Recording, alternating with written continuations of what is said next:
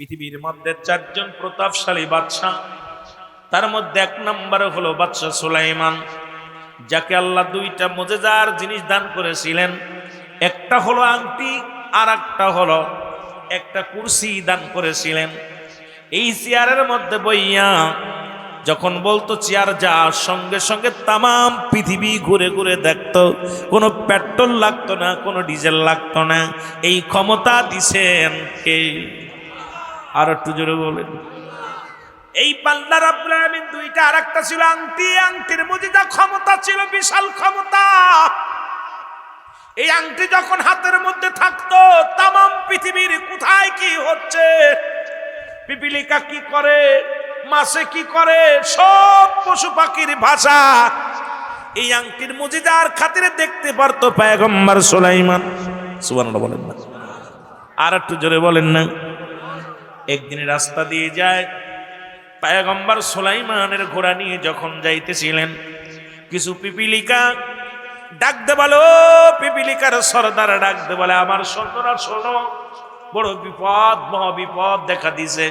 পয়গম্বর সুলাইমান ঘোড়া নিয়ে আসতেছে, তোমরা ঘোড়ার পায়ের নিচে পড়ে মরে যাবা, আর কিয়ামতের ময়দানে আমরা জবাব দিব আল্লাহ।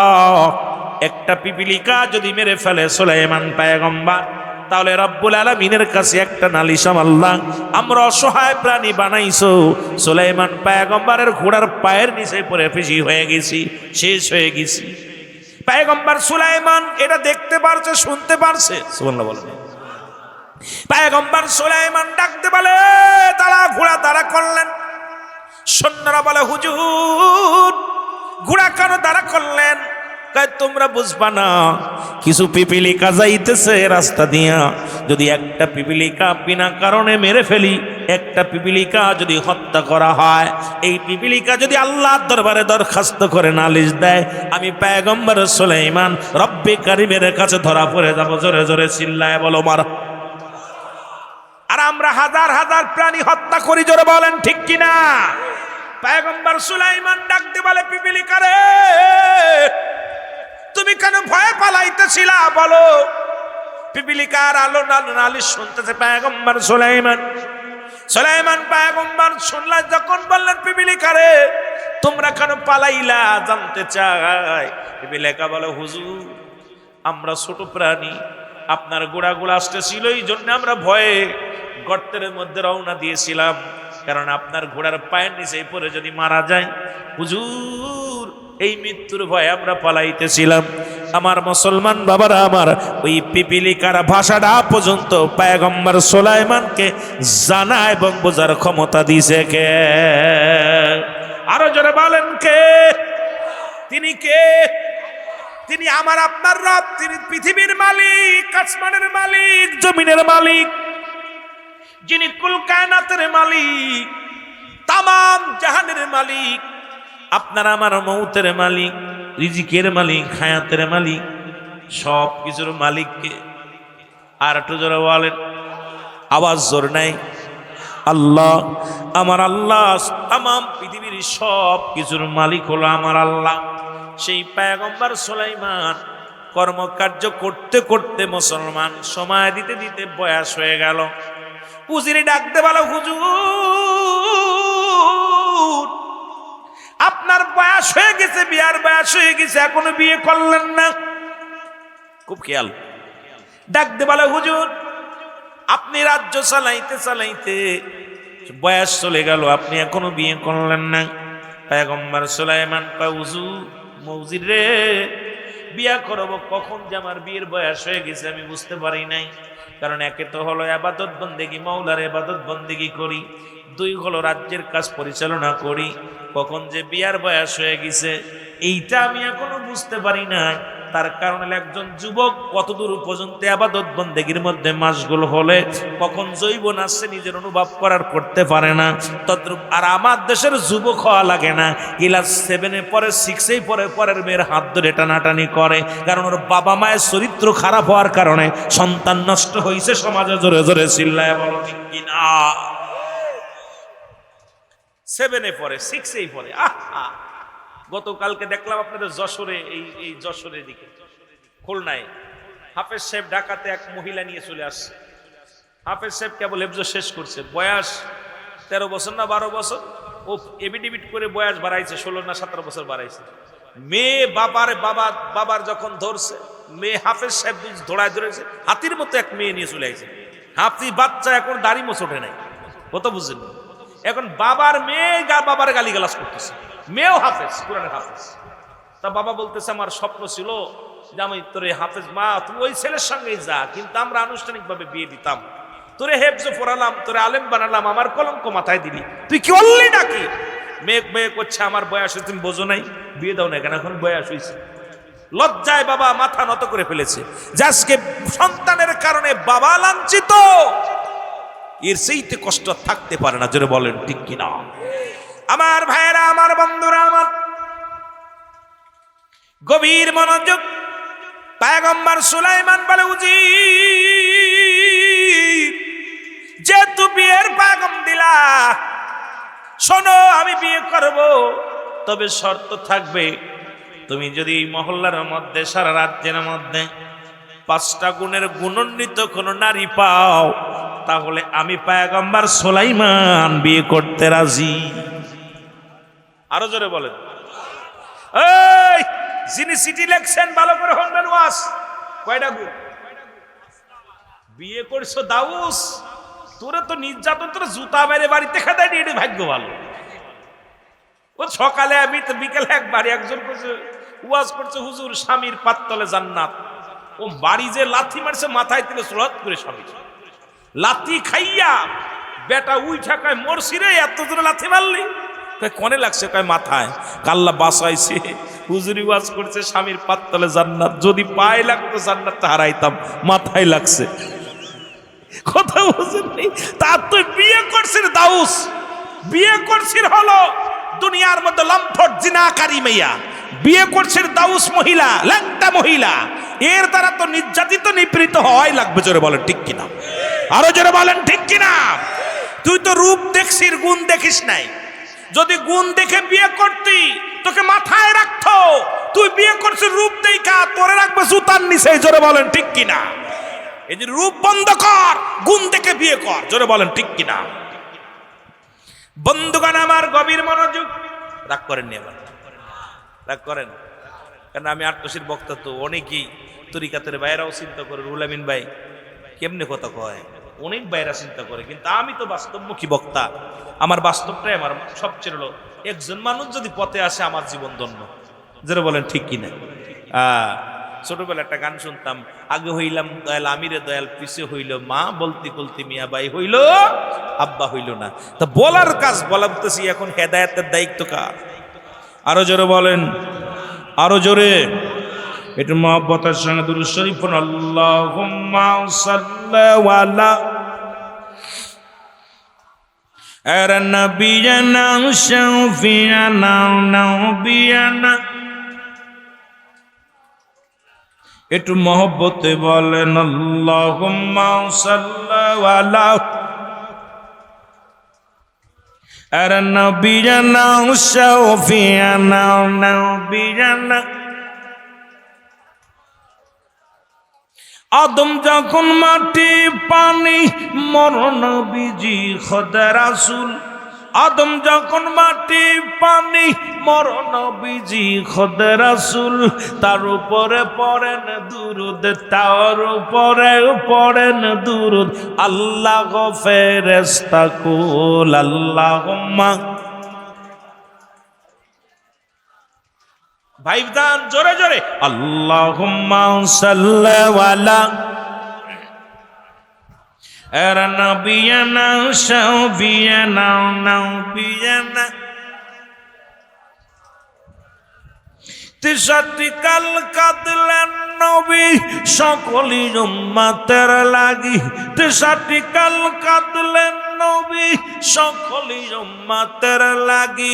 এখনো কাঁদেন নবী, এখনো কাঁদেন নবী, শুইয়া সোনার মদিনায়। আল্লাহুম্মা গলা ধরে ফেলে দাদা, এর নবিয়িনা শাফিয়ানা, বলটা একটু বাড়াই দিতে বলেন, এর নবিয়িনা শাফিয়ানা নবিয়ানা। উড়ে যাও রে বাগান পাড়ার হাওয়া, যাও রে উড়ে মদিনায়। উড়ে যাও রে রাতের হাওয়া, যাও রে উড়ে মদিনায়। এই গোলামের সালাম খানি, এই গোলামের সালাম খানি পৌঁছাই দিও রওয়া যায়। আল্লাহুম্মা আর নবিয়ানা সাবিয়ানা নবিয়ানা ইমলা মুহাম্মাদুর রাসূলুল্লাহ সাল্লাল্লাহু আলাইহি ওয়াসাল্লাম। সাল্লু আলাইহি ওয়া সাল্লিমু তাসলিমা। পাক কালামের ঘোষণা, সাল্লু আলাইহি ওয়া সাল্লিমু তাসলিমা। পাক কালামের ঘোষণা, নবীর উপর পড়েন দুরূদ, নবীর উপর পড়ো দুরূদ। আল্লাহ পাকের ঘোষণা, আল্লাহুম্মা বাজান রে, না না একটু গরম দেন, চা দিন খাইতাম না। আল্লাহুম্মা সাল্লি আলা সাইয়্যিদিনা আর নবিয়ানা শাফিয়ানা নবিয়ানা। পয়গম্বর যুবকেরা শুনে নাও, পয়গম্বর সুলাইমান ডাকতে বলে, উজির তুমি মহল্লার মধ্যে জানা দাও, 5টা গুণের নারী যদি পাই বিয়ে করব, না হয় বিয়ে করব না। কয়টা গুণ? জোরে বলেন, কয়টা গুণ? উজির লেখে গুণ কি কি? বলে 1 নাম্বার গুণ, 1 নাম্বার হলো সতীত্বর আমানতদারি। খুব খেয়াল, সারা জীবন ওয়াজ শুনছো, করো তোর আমানতদারি। যদি কোনো মেয়ে পায় তারে আমি বিয়ে করব। 1টা গুণের গুণ যদি কম হয় বিয়ে করতে রাজি নাই। নাম্বার 2 নাম্বার গুণ হলো এই পৃথিবীর মধ্যে সে হবে বড় আমলদারি। নাম্বার 3 শুনে না উজির, নাম্বার 3 হবে সে হলো পর্দাশীলতা নারী। জীবনে কোনো বেগানা পুরুষ দেখে নাই। উজিরে আমি হবে, তার বাবা মা হবে একজন আদর্শবান পুরুষ এবং মহিলা। যে আমার শ্বশুর হবে, শাশুড়ি হবে, সে একজন আদর্শবান আমলদারি মুসলমান হওয়া লাগবে। এই 5টা গুণের গুণান্বিত যদি কোন নারী পাও, ও উজির আমি পয়গম্বর আজকেই বিয়ে করব। জানায়া দাও রাজ্যে সবাই রে, জানায়া দাও। যুবকেরা ওয়াজ বাড়ি নিয়ে যাস, ভালো করে হন। পয়গম্বর সুলাইমান পয়গম্বর যখন এই 5টা গুণ লেখে পত্র দিয়া দিলেন, মোড়ে মোড়ে চিঠি লিখে দিলেন, এই 5টা গুণের নারী যদি কেউ থাকো, আমি পয়গম্বর সুলাইমান শাদী করব।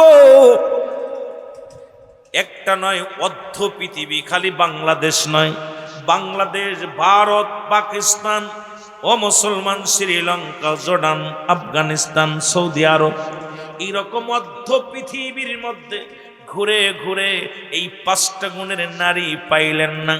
একটা সপ্তাহ পার হয়ে গেল। আমার বাবারা খুব খেয়াল করবেন, একটা সপ্তাহ পার হয়ে গেল। উজির একটা চিঠি নিয়ে আসলেন। চিঠিটা যখন ডাকতে বলেন হুজুর, উজিরকে ডাকতে বলে পয়গম্বর সুলাইমান। পয়গম্বর ডাকতে বলে, উজির পাত্রী কি পাইছো? তুমি কি এমন কোন মেয়ে পাইছো নি? উজির বলে, হুজুর বেয়াদবি মাফ করবেন, কারণ এই 5টা 1 সপ্তাহ দিয়ে পার হয়ে গেল। হুজুর খোদার কসম করে বলি, অর্ধ পৃথিবীর মধ্যে একটা নারীর চিঠি পাই নাই। আপনার কপালে বুঝি বিয়ে আর হবে না। এই 5টা গুণের নারী পাওয়া যায় নাই। হুজুর 4টা গুণের নারী পেয়েছি, একটা চিঠি মাত্র খামের ভিতর পাওয়া গেছে। এই চিঠির মধ্যে 4টা গুণ পাইছি, একটা গুণ নাই। জোরে জোরে চিল্লায় বলো আল্লাহু আকবার। আমার মন বলে এই 5টা গুণের নারী বাগার পরা আছে বলে আমার বিশ্বাস নেই। যুবকরা খালি সুন্দরী চামড়া ধে 5 ঘুরিস না। ওয়াশন সাহাবীরা কি করছে? পয়গম্বররা কি করছে, আর আমরা খালি ধলা চামড়ার জন্য পাগল, এত পাগল হয়েছি। ও মুসির মেয়ে হোক আর মেতরের গাঁজাখোর মদখোর দেওয়ার সময় নাই, খালি ধলা চামড়া হলি হয়। জোরে বলেন ঠিক কিনা? ওইগুলো তোর চামড়ার পরিচর্যা করবে না, তোর পরিচর্যা করবে। ও রূপ পরিচর্যা করবে না, তোর বাপ মার খেদমত করবে। ও রূপ পরিচর্যা করবে না, তোর খেদমত করবে। ও তোর খেদমত বাদ দিয়ে রূপ চর্চা করে ব্যস্ত আছে। জোরে বলেন ঠিক কিনা? আর বয়ফ্রেন্ডের তো অভাব নাই। জোরে বলেন ঠিক কিনা? খুব খেয়াল করবেন যুবকেরা। পয়গম্বর সুলাইমান ডাক দিয়ে বলে, উজির,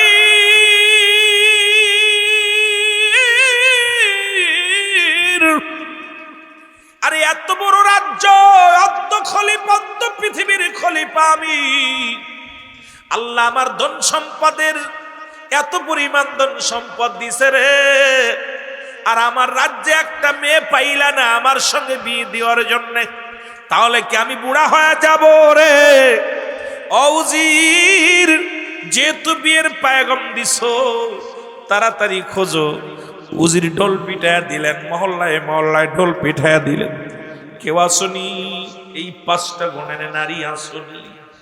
দেখা গেল একটা চিঠি খামের মধ্যে পড়ে নাই, বক্সের মধ্যে পড়ে নাই। ওই চিঠিখানা কয়, হুজুর একটা মাত্র চিঠি, সেই চিঠি যিনি লেখছে তার সাথে করে নিয়ে আইছি আমি। সুবহানাল্লাহ বলেন। যে মেয়েটাই চিঠিখানা লেখে ওই বক্সের মধ্যে দিছে, সেই চিঠির ঠিকানা অনুযায়ী সেই মেয়ের বাবাকে আমি সঙ্গে করে নিয়ে আইছি। যদি আপনি অভয় দেন, যদি আপনি অনুমতি দেন, তাহলে চিঠিখানা আমি পড়ে আপনার একটু শোনাইতে পারি। পয়গম্বর সুলাইমান পয়গম্বর বলে, উজির, চিঠিখানা পড়ো দেখি। 5টা গুণের 4টা গুণ পাইলাম, সেই গুণটার বলো। কি কি গুণ পাইলা গে বলো? বলে 1 নাম্বার গুণ, তার বাবাকে নিয়ে আসলাম সঙ্গে করে, তার বাবার মুখেই শোনেন। মেয়ের বাবা ডাকতে বলে, হুজুর, আপনি আমার রাজা, আমি আপনার প্রজা, আমি আপনার কাছে কি বলবো? আমার আল্লাহ একটা মেয়ে দিছে, মনে বড় শখ যে পয়গম্বর সুলাইমানের সঙ্গে বিয়ে হবে। পয়গম্বর সুলাইমান একজন ইমানদার মানুষ, পয়গম্বর সুলাইমান একজন আল্লাহওয়ালা মানুষ।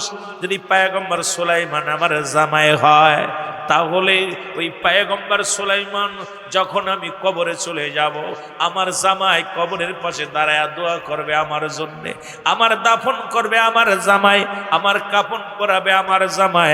আমার কোনো ছেলে সন্তান নাই, মাত্র একটা মাত্র মেয়ে। হুজুর, আমার বড় শখ যে পয়গম্বর সুলাইমান আপনার সম্পদ দেখে আমি পাগল হই নাই, কারণ আপনি একজন আল্লাহওয়ালা মানুষ, ইমানদার মানুষ, এই জন্য আমি পাগল হয়েছি যে আপনার সঙ্গে যদি আমার মেয়েটার বিয়ে হয়, তাহলে আমি একজন ইমানদার জামাই পাবো। এই জন্য আমি পাগল হয়েছি আপনার জন্যে। আপনার এই ধন সম্পদের আমার লোভ নাই, বাড়ির লোভ নাই, রাজ্যের লোভ নাই, টাকার লোভ নাই, সম্পদের লোভ নয়। আমার মেয়েটা শুধু একজন আল্লাহওয়ালা স্বামী চায়, আর এই আল্লাহওয়ালা স্বামী চাওয়ার জন্যে আপনার এই পত্রখানা পায়া সাহস করে আমার মেয়েটা চিঠি লেখছে। যদি আপনি আমার মেয়েকে বিয়ে করতেন, তাহলে আমি অত্যন্ত খুশি হইতাম। জোরে জোরে চিল্লায়া বলা যাবে না মারহাবা। পয়গম্বর সুলাইমান ডাকতে বলে, চিঠিখানা পড়ে শোনাও। মেয়ের বাবা নিজের হাতে চিঠি হাতে লইয়া বলে, হুজুর, 1 নাম্বার আপনি চাইছেন সতীত্বর আমানতদারি। আমি আল্লাহকে সাক্ষী রেখে বলতে পারি, আমার মেয়ে পৃথিবীর কোন পুরুষের মুখ দেখে নাই। আমার মেয়ে দুনিয়ার মধ্যে কোন বেগানা পুরুষের চেহারা দেখে নাই, শুধু ঘর থেকে বাইর হয় নাই। আমার মেয়ে সতীত্বর আমানতদারি। 1 নাম্বার মেয়েটা আমার। 2 নাম্বার আমার মেয়ে রূপবতী। এই মহল্লার মধ্যে আমার মেয়ের মতো চেহারা আর 10টা মেয়ের নয়। আমি 1 নাম্বারে বলতে পারি, এই মহল্লার মধ্যে আমার মেয়ের মতো রূপ, আমার মেয়ের মতো গুণ এই মহল্লার মধ্যে আর কেউ নাই। 2 নাম্বার আমার মেয়ের গুণবতী, রূপবতী। 3 নাম্বার আপনি বলেছেন আমলদারি, হুজুর আপনাকে কি বলবো, আমার মেয়েটা একটা রাত ঘুমায় না, আমার মেয়েটা রাত জেগে রব্বে কারীমের গোলামি করে, আমার মেয়েটা সারা রাত জেগে জেগে আল্লাহর দরবারে সিজদায় লুটায় পড়ে কান্দে, আমার মেয়েটা দিনের বেলা রোজা রাখে, আমার মেয়েটা নাহারে থাকে, আমার মেয়ে শুধু আল্লাহ আল্লাহ আল্লাহর গোলামি করে। হুজুর 3 নাম্বার, হুজুর গো শুনে নেন শুনে নেন, এই সতীত্বর আমানতদারি 1 নাম্বার পাইলেন, গুণবতী পাইলেন, রূপবতীও পাইলেন, আমলদারি পাইলেন। 4 নাম্বার হুজুর আপনি 5 নাম্বার যেটা বলেছিলেন সেটা হলো, হুজুর শুনে নেন, কারণ আপনি আমার ভালো একজন টাকাওয়ালা বাড়িওয়ালা শ্বশুর চেয়েছিলেন, হুজুর আমার বাড়ি ঘর কিছু নাই, আমি একজন জেলে মানুষ, মাছ ধরে খায়, হুজুর জেলে মানুষ মাছ ধরে খায়, এটা আপনি 4 নাম্বার যে জিনিসটা আমার কাছে নাই সেটা হলো, আমি তো গরিব মানুষ, এমন গরিব আমার দেওয়ার মতো কিছু নাই, হুজুর আমি জেলে আপনার এই না সাগরের মাছগুলো ধরে ধরে জীবিকা অর্জন করি। সঙ্গে সঙ্গে পয়গম্বর সুলাইমান ক্ষিপ্ত হইয়া উজিরকে ডাকতে বলে, উজির তুমি কি জানো না ওই 5টা গুণের গুণান্বিত নারী ছাড়া আমি বিয়ে করব না, তার ভিতরে তুমি নিয়ে এসে একজন জেলের মেয়েকে বিয়ে দেওয়ার জন্য তোমার এত বড় সাহস পাইলা কই? সঙ্গে সঙ্গে চিঠিখানা ছুঁড়ে মারলেন, যাইয়া চিঠিখানা যাইয়া মেয়ের বাবার মুখের মধ্যে যা পড়ছে, মেয়ের বাবা 2 চোখের পানি টাস করে জমিনের মধ্যে ছেড়ে দিয়ে বলে, আল্লাহ গরিব হকে আমার অপরাধ, তুমি আমাকে যে আমানত দিছো, আমানতের তো খেয়ানত করি নাই, আল্লাহ তুমি আমাকে একটা মেয়ে দিছো, সেই মেয়েটাকে আমি ইসলামের বিধান অনুযায়ী লালন পালন করেছি, আমার মেয়েকে আমি পর্দায় রেখেছি, এত পর্দায়, আমার মেয়েটাকে এত বুজুর্গ মানুষ, আল্লাহ গরিবর কারণে পয়গম্বর সুলাইমান আমার জামাই হলো না, এই বুকে কষ্ট নিয়ে বাড়ি চলে গেলেন, কাঁদতে কাঁদতে ঘরে ফিরে গেছে, জোরে জোরে চিল্লায়া বলা যাবেন আল্লাহু আকবার, মহব্বতের সঙ্গে দুরূদ শরীফ পড়ুন, আল্লাহুম্মা সাল্লি আলা, আরো জোরে আল্লাহুম্মা সাল্লি আলা সাইয়্যিদিনা।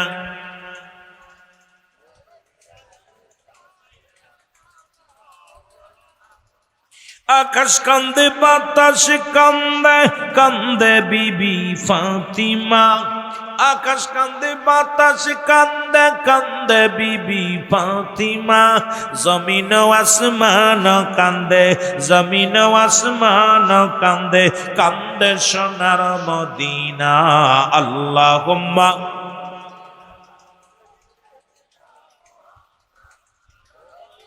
আরো জোরে, এ দুনিয়ায় নবীর জন্য জাগর দিল বায়ে কান্দে না, এ দুনিয়ায় নবীর জন্য জাগর দিল বায়ে কান্দে না, রোজ হাসরে কঠিন দিনে, রোজ হাসরে কঠিন দিনে জাহান্নাম তার ঠিকানা, আল্লাহুম্মা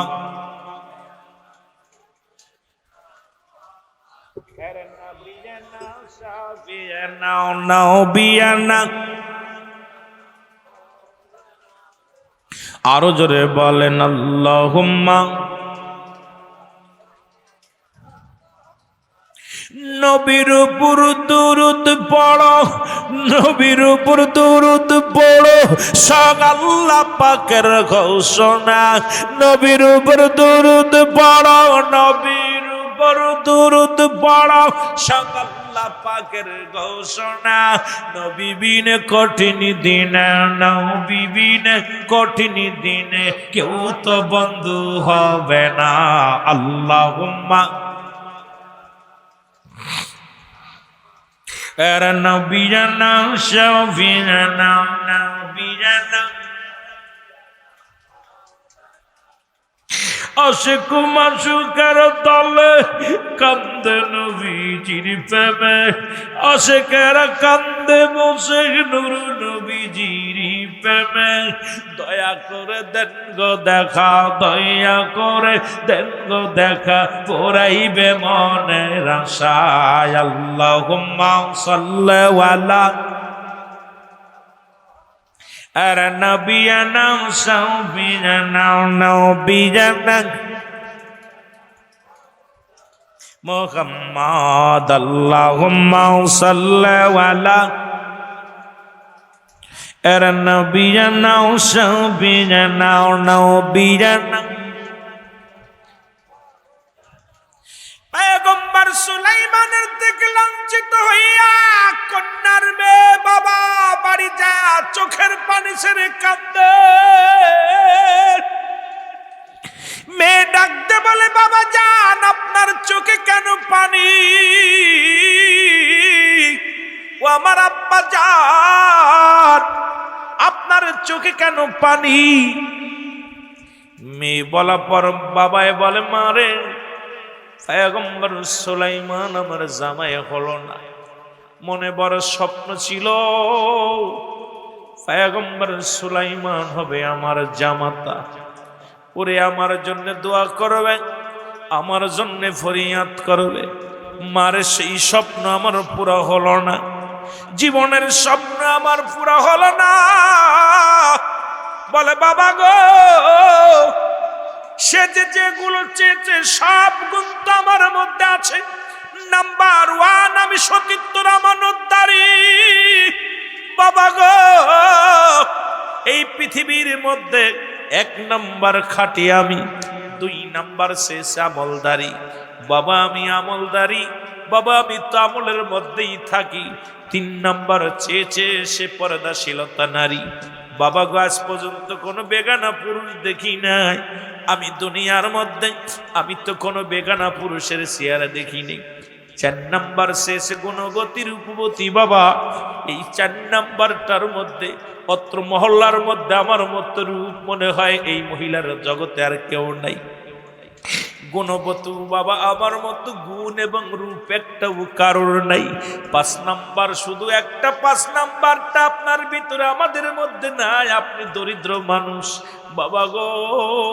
এই কারণে যদি পয়গম্বর সুলাইমান বিয়ে না করে বাবা গো, আপনি কষ্ট পায়েন না, জীবনে আমি আর শাদী করব না বাবা গো। তবু আপনার চোখের পানি আমি মেয়ে হয়ে সহ্য করতে পারবো না বাবা গো। আপনি আর চোখের পানি ফেলবেন না। জীবনে আমি আর শাদী মুবারক করতে চাইতাম না। জীবনে আমার এইভাবে রাখতে দেন, আমাকে ইবাদত করতে দেন, আমি আমার রব্বে কারীমের ইবাদত করে কাটিয়ে দিব। এর পয়গম্বর সুলাইমান ফিরে আসে, মনে বড় দুঃখ আমার নাই, কারণ আমার বাবার চোখের পানি পড়লে আমি কন্যা সহ্য করতে পারি না। আমার আব্বা জান আপনার চোখের পানিগুলো মুছে ফেলেন।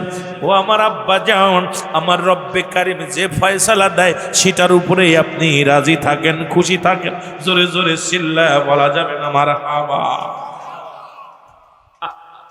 এও মেয়ে আর আমাদের মেয়ে, আমাদের মেয়েরা এখন বাবার চেনে না, বয়ফ্রেন্ডের হাত ধরে চলে যাচ্ছে, বাবাকে লাঞ্ছিত করতেছে। বাবার কিভাবে অবস্থা খুব দুঃখজনক আজকে সমাজের মধ্যে। এ যুবক, কিছুদিন হয়ে গেল পয়গম্বর সুলাইমান মহল্লার মানুষদেরকে ডাকলেন, বিশাল মিটিং হবে। এই মিটিং এ পয়গম্বর সুলাইমান প্রধান অতিথি। এবার উনি গেলেন, হঠাৎ জোররাত পয়গম্বর সুলাইমানের ও মুসলমান জোররাত বাথরুমে চাপ দিলেন। পয়গম্বর সুলাইমান ডাকতে বলে, উজি যেহেতু রাজ দরবারে আজকে মিটিং আর আমি বিনা অজুতেও যেতে পারবো না, দাঁড়াও। পয়গম্বর সুলাইমান যখন টয়লেটে যাইতেন তখন সঙ্গে সঙ্গে ওনার হাতের মোজেজার আংটিটা খুলে রাখতেন, কারণ আংটি পরিয়া কখনো বাথরুমে যান নাই, টয়লেটে যান নাই। পয়গম্বর সুলাইমান আংটি কানা খুলিয়া যখন রওনা দিছে, যখন বাথরুমে গেছে, ওই পদ্মে যাইতেছিল দুষ্ট জিন।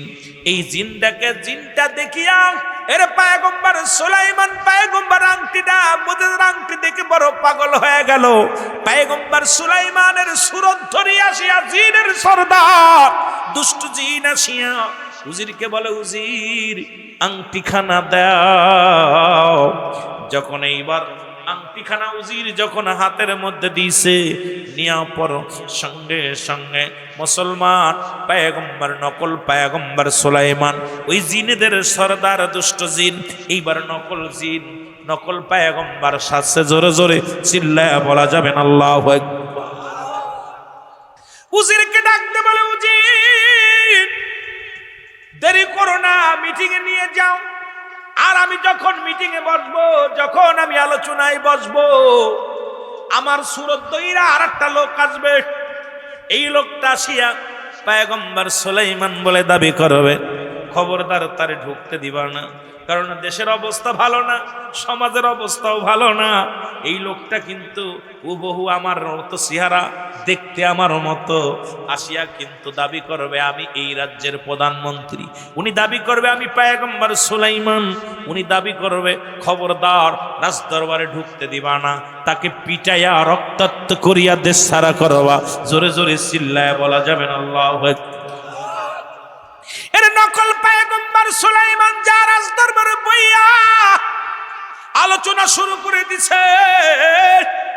প্রজাদেরকে বলে, শোনো, আমি বড় প্রেশারের মধ্যে আছি, টেনশনের মধ্যে আছি।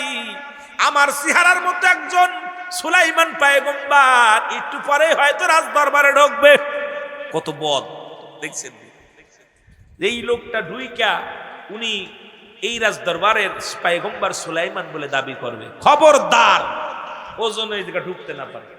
ওকে এক উত্তম মাধ্যম দিবা, ঠিক মতো দিয়া রাজ্য থেকে বাইর করে দিবা। কথা না বলতে বলতে একটু পরে পয়গম্বর সুলাইমান আসল পয়গম্বর উনি বাইর হইয়া ইয়া ডাক দে বলে, উজির কই রে আমার আংটি কই, আংটিখানা দাও। উজির কয়, হুজুর একটু আগে তো আংটি নিয়ে গেলেন। কয়, কি বলতেছ, আমি আংটি নিই নাই। কয়, আপনি তো একটু আগে নিয়ে গেলেন, আংটি নিয়ে মিটিং এ বসলেন, এখন বলেন আংটি। কয়, কই মিটিং এ বসলাম।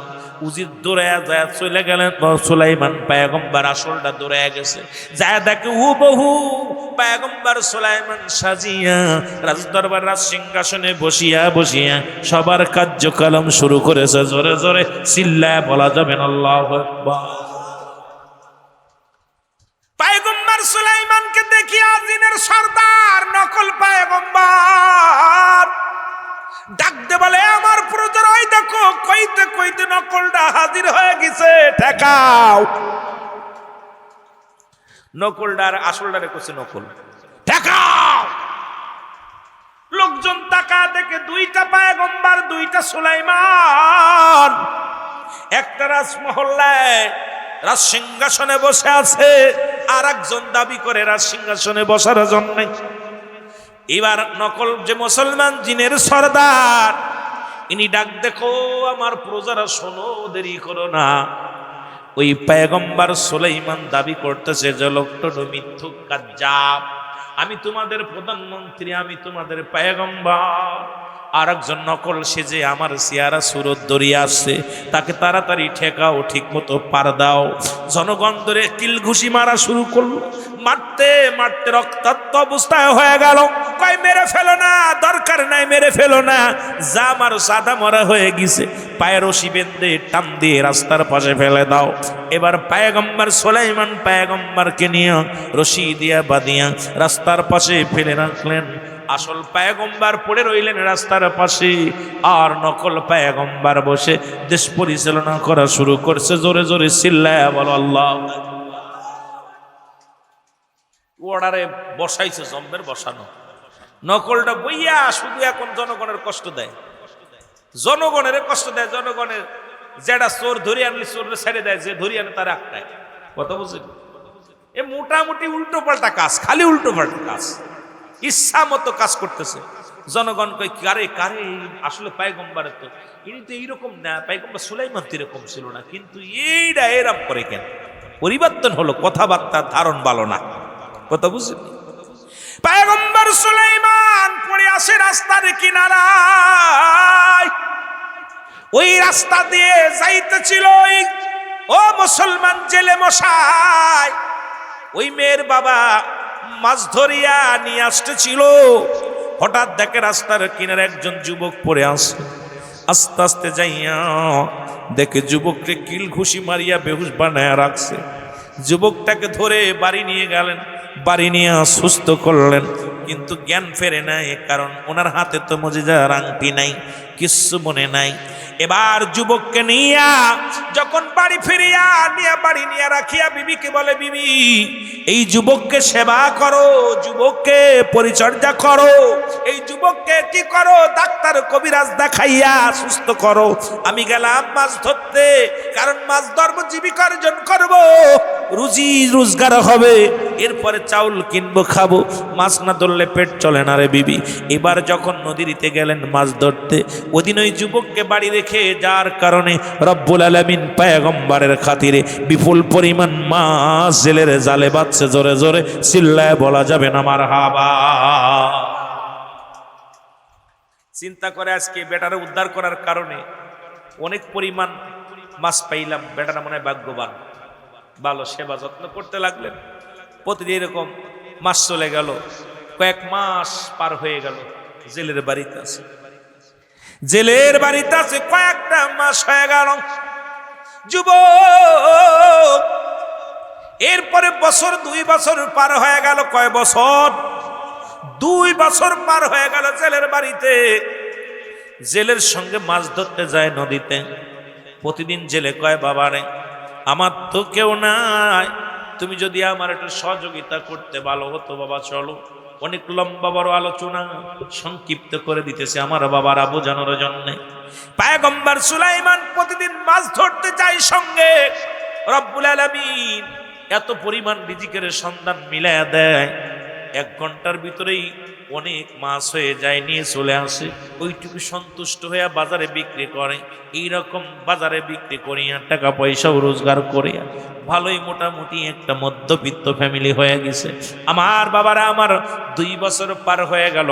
পয়গম্বর সুলাইমান ডাকতে বলে, চাচা যান, আপনাকে একটা কথা বলবো, আপনি মনে কিছু করবেন না, কারণ আজ 2টা দিন আমার বাড়ি কোথায়, ঘর কোথায়, আমার কিছু মনে নাই।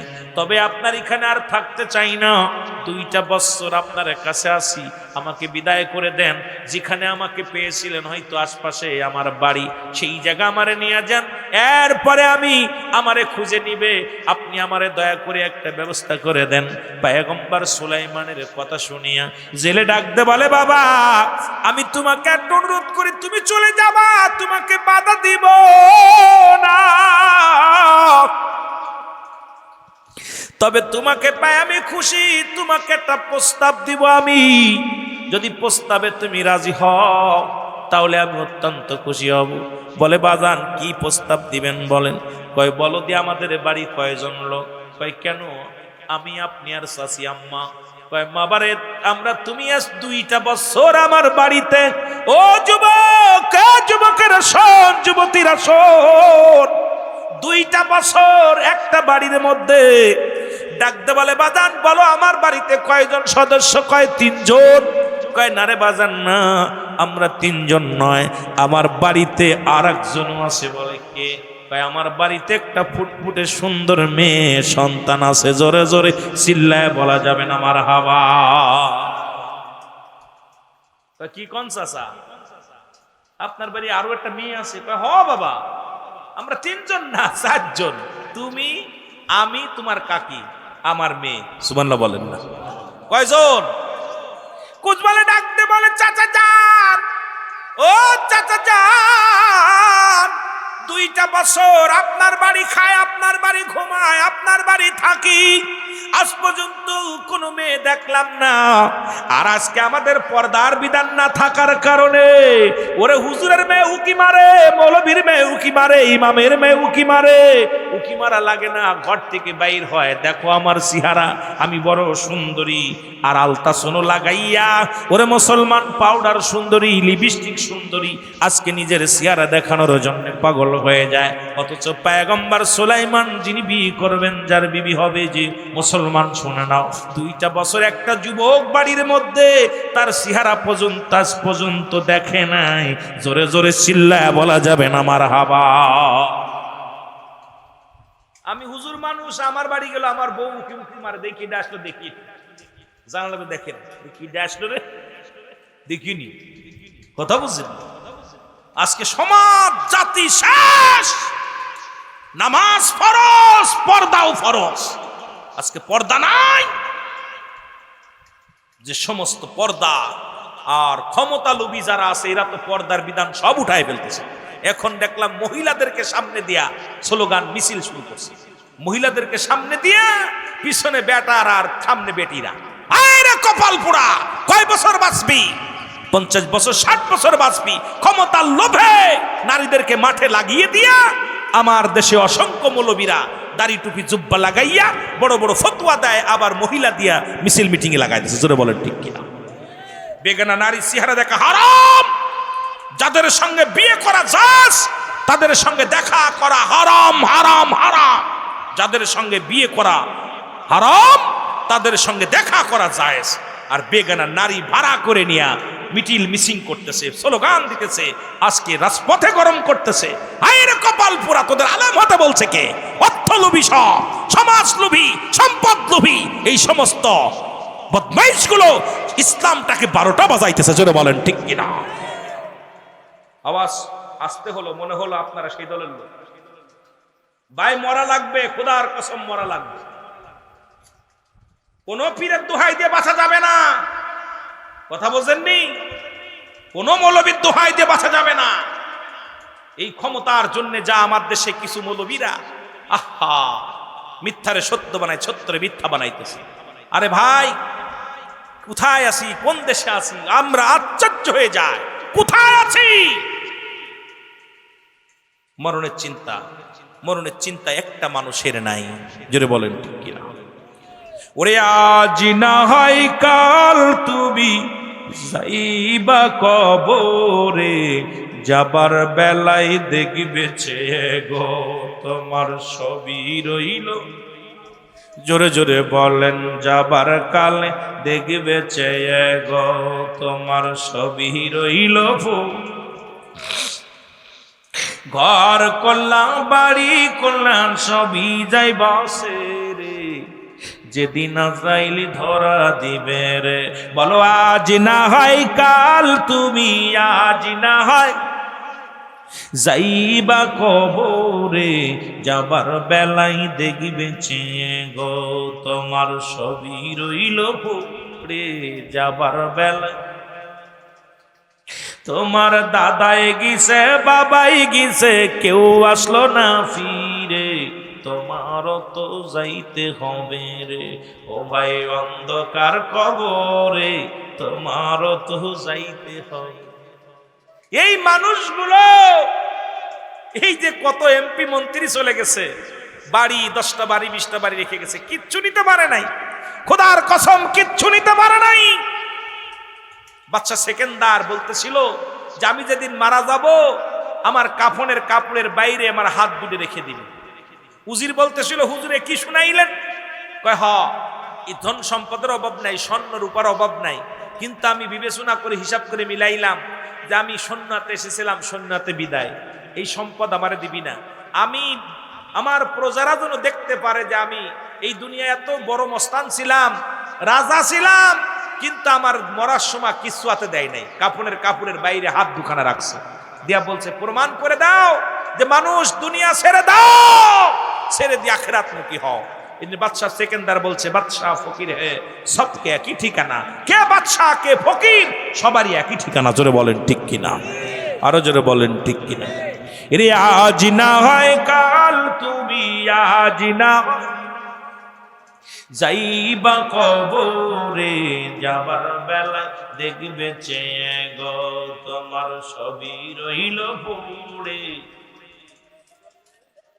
আরো জোরে জোরে বলেন, যাবার বেলায় দেখবে চেয়ে গো তোমার সবই রইল পড়ে, যাবার বেলায় দেখবে চেয়ে। তোমার দাদাই গিছে বাবাই গিছে, দাদাই গিছে বাবাই গিছে, কেউ আসলো না ফিরে, তোমারও তো যাইতে হবে রে ও ভাই অন্ধকার কবরে, তোমারও তো যাইতে হবে রে। বলো আজ না হয়, বলো আজ না হয় কাল, তুমি আজ না হয় কাল, তুমি যাইবা কবরে, যাবার বেলায় দেখবে চেয়ে গো তোমার ছবি রইল। আহা আহা, কত কষ্ট, কত এমপি, কত মন্ত্রী, কত মানুষ চলে গেল, কত মানুষের কবরে শোয়া দিলাম। আমারও ডাক এসে যাবে, আমারও ডাক যে কোনো মুহূর্তে ডাক এসে যাবে, কবরে চলে যেতে হবে। আমার ভাইরা, আমার বন্ধুরা, আমার যে কথাগুলো বলতেছিলাম, এর পয়গম্বর সুলাইমান বলে, চাচা যান, আপনার মেয়েটার কোনোদিন তাওয়া শুনি নাই। জাইলা ডাক দিয়ে কয়, বাবা শুনবা কেমনে, আমার মেয়ে তো একটা বোবা, এই বোবা মেয়ের কি কোনো আওয়াজ কেউ শুনতে পারে? ও মারা শুনে নাও, যে মেয়ের কথা এই বেড়ার গায়ে বাইরে চলে যাবে, সঙ্গে সঙ্গে সে পুরুষজন সেই বিবিকে তালাক দিয়ে দেয়। আর আমাদের বিবিরা ঝগড়া করে, এবার আবার রেকর্ড করিয়া মোবাইলও দিয়া দেয়। আরে প্রতিটা বাড়ি যে ঘরের কথা, যে ঘরের কথা রাস্তার মানুষ শুনতে পায়, যে ঘরের বিবির আওয়াজ রাস্তার মানুষগুলো শুনতে পায়, সঙ্গে সঙ্গে এই বিবিকে তালাক দেয়া শরিয়াত মোতাবেক জায়েজ হয়ে যায়। কিন্তু এই দেশের ওয়াজ কেমনে করব? মুসলমান স্পিকার মহিলা, মন্ত্রী মহিলা, এমপি মহিলা, আরে মহিলা, কথা কইলেই তো বিপদ, জোরে কোন ঠিক কিনা? যদি আমি গুনাহগার বলি আগামীকাল জেলখানায়। ও যুবক কেন বলবা? তবে ভয় পায় না, মরতে তো হবে। ওরে জেলে দিয়া দাও, তবু জবান বন্ধ হবে না, কারণ যেটা হারাম সেটা হারাম বলতে হবে। শরীয়তের দৃষ্টিতে হারামকে হালাল বলার এখতিয়ার নাই। যদি কোনো ব্যক্তি হারামকে হালাল বলে, ঈমান চলে যাবে, কাফের হয়ে যাবে, কাফের হয়ে যাবে। আজকে আমার দেশের অসংখ্য বিবি তালাকের ফতোয়াগুলো আজকে দুনিয়ার মধ্যে, যেখানে তালাকের মাসলা দিতে যাইয়া কথাগুলো বলতে হয়। গতকাল কয়টা নিয়ে কথা বলেছিলাম একটু, যুবক শুনে নাও, ওরে হাসি মুখেও যদি বিবিকে তালাক উচ্চারণ করা হয়, বিবি তালাক হয়ে যাবে। রাগান্বিত হয়ে তালাক দিলে তালাক হয়ে যাবে।